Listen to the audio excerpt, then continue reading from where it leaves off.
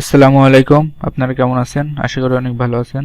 পাইথনে pattern programme টিউটোরিয়ালে আপনাকে স্বাগতম। আমি আছি মার্জুক আপনাদের সাথে। তো আগে টিউটোরিয়ালে আপনাদেরকে দেখানো হয়েছে কিভাবে আমরা ইংলিশ লেটার টিটাকে প্রিন্ট করতে পারি প্যাটার্নের সাহায্যে।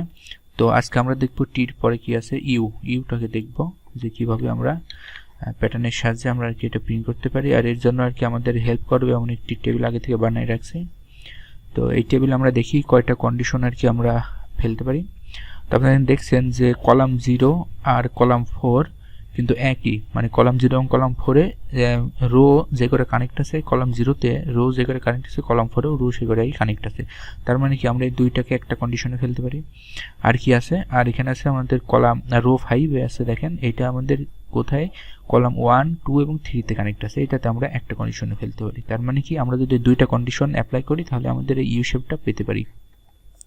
তো দেখি যে আমাদের কয়টা কন্ডিশন লাগে, কি এর থেকে বেশি লাগে, এটা আমরা করে ইমপ্লিমেন্ট করে দেখব। আর যাদের মনে হচ্ছে যে আপনারা নিজেরা পারবেন, তারা আমি চাই যে আপনারা আগে থেকে আমার করার আগে থেকে আপনারা প্র্যাকটিস করেন বা আপনারা একটু দেখেন যে হয়তো আপনারা পারেন কি পারেন না, আগে দেখেন তারপরে আমারটা দেখবেন। যদি আপনারা নিজেরা করতে পারেন তাহলে পরে অনেক ভালো, যে আপনার নিজের স্কিলটা ডেভেলপ হবে। ওকে, তো এখন আমি সরাসরি ফরে চলে যাই। ফর আমি প্রথমে রো আর কি প্রিন্ট করতে রোর কাজটাকে করতে যাচ্ছি।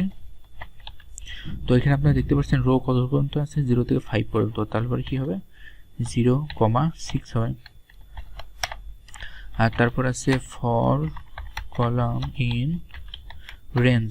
ওকে, এটা হচ্ছে 0, আর এখানে আছে কলাম 4 পর্যন্ত। আমরা এখানে 4 সরি এখানে 5 পর্যন্ত দিতে হবে, যেহেতু আমাদের 4 পর্যন্ত যাতে আমরা রিড করতে পারে।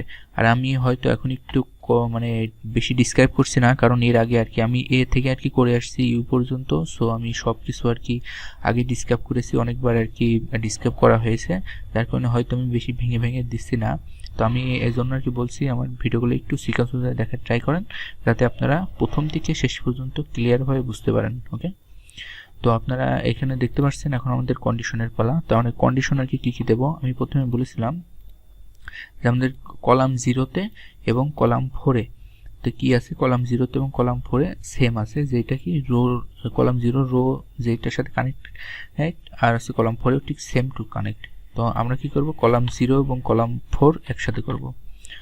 কলাম 0 অর কলাম 4 এর কাজটা এখন করা হবে। কার সাথে কানেক্ট আছে, হচ্ছে রো 0 থেকে শুরু করে কত পর্যন্ত, রো 4 পর্যন্ত। ওকে, তো আমাদের একবারে আমরা কন্ডিশন কি দিতে পারি, অবশ্যই আপনাদের মনে আছে রো এখানে 0 থেকে শুরু হবে। ওকে, এখন দেখেন এখানে আছে কি 0 থেকে শুরু হবে। তো 0 থেকে শুরু করতে হলে কি করতে হবে, এখানে আপনার 0 ইকুয়াল দিয়ে দেন, মানে তার মানে কি হবে, এখানে 0 থেকে শুরু হবে, 0 থেকে 0-র বড়গুলো যাবে। অ্যান্ড কত দূর পর্যন্ত চলবে, আপনার চলবে 4 পর্যন্ত। তার মানে এখানে 5 দিয়ে দিই। তারপরে এখানে আমাদের যে কন্ডিশনটা দিলাম, এখানে আমাদের কি হবে, রো 0 থেকে শুরু করে 5-এর আগ পর্যন্ত, তার মানে 0 1 2 3 4, এই যে 0 1 2 3 4 এগুলো চলবে। এটা যদি চলে, আর এটা কি আছে আমাদের কলাম 0 এবং কলাম 4-এর সাথে কানেক্ট, তার মানে কলাম 0-এর এই লাইন আর কলাম 4-এর এই লাইন আমাদের দুইটা প্রিন্ট হয়ে যাচ্ছে, তাই তো। আপনারা এইটা এরকমভাবে দিতে পারেন। দেন আমাদের এই কাজটা যেহেতু এটা পুরোটাই আর কি একটা কন্ডিশনের ভিতরে, সেহেতু আমি টোটালটাকে একটা কন্ডিশনের ভিতরে দিয়ে দিই। ওকে, এখন আসছে অর, আবার আলাদা কন্ডিশন শুরু হবে। তো এখানে কি হচ্ছে দেখুন, এখানে আমাদের কি আছে, এখন আমরা করব কি রো 5-এর কাজটা করব। তো এখানে আমরা লিখে দিই রো 5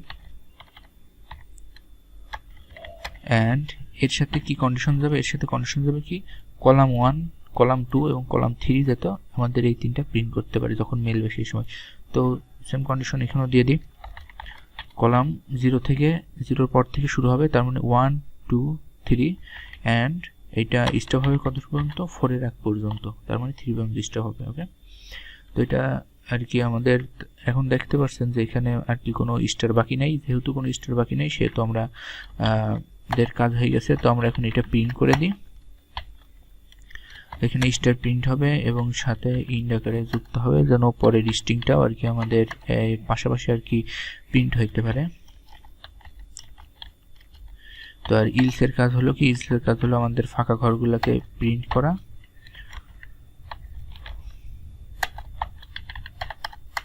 কারো যদি কোনো প্রশ্ন থেকে থাকে তো অবশ্যই কমেন্ট করে জানান। তো এখন আমরা প্রিন্ট করে দেখি কি হয়। এই যে আমরা দেখতে পাচ্ছি যে ইউ শেপটা পেয়ে গেছি, এই যে এখানে আমরা ইউ শেপ পেয়ে গেছি।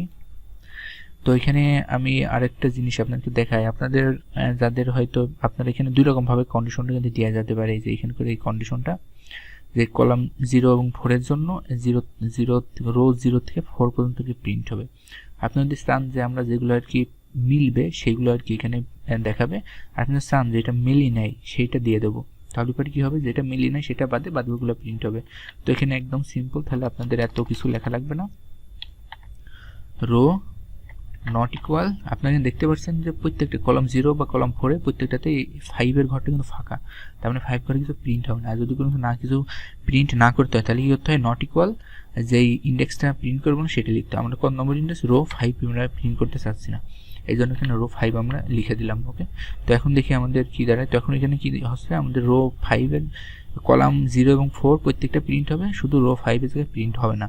ওকে, তো সেটাই যেখানে দেখেন যেখানে রো 5 এ প্রিন্ট নাই দুই জায়গায়। তো আমরা দেখি এটা প্রিন্ট করে কি হয়। এই যে দেখেন আমরা সেই ইউএস শেপটা পেয়ে গেছি। এইটাতে কি হবে, এইটা লিখলে পরে আপনাদের কাছে কম আর কি প্রোগ্রামের টাইম কমপ্লিট কম হবে, যাতে আপনাদের প্রত্যেকটা আর কি চেক করতে না হয়, শুধু একটা চেক করবে করেই আর পাস করে দেবে। ওকে, তো আশা করি ক্লিয়ার বুঝতে পেরেছেন। আর এইগুলাই ছিল আজকের কথাবার্তাগুলো। আর যদি কারো কোনো প্রবলেম হয়, কোনো কিছু সিনটেক্স বুঝতে হবে, কোনো কিছু ফাংশন বুঝতে যদি আপনার কোনো প্রবলেম হয় তো অবশ্যই কমেন্ট করে জানান। সবাই ভালো থাকেন, সুস্থ থাকেন আর নিয়মিত কোড করতে থাকেন। খোদা হাফেজ।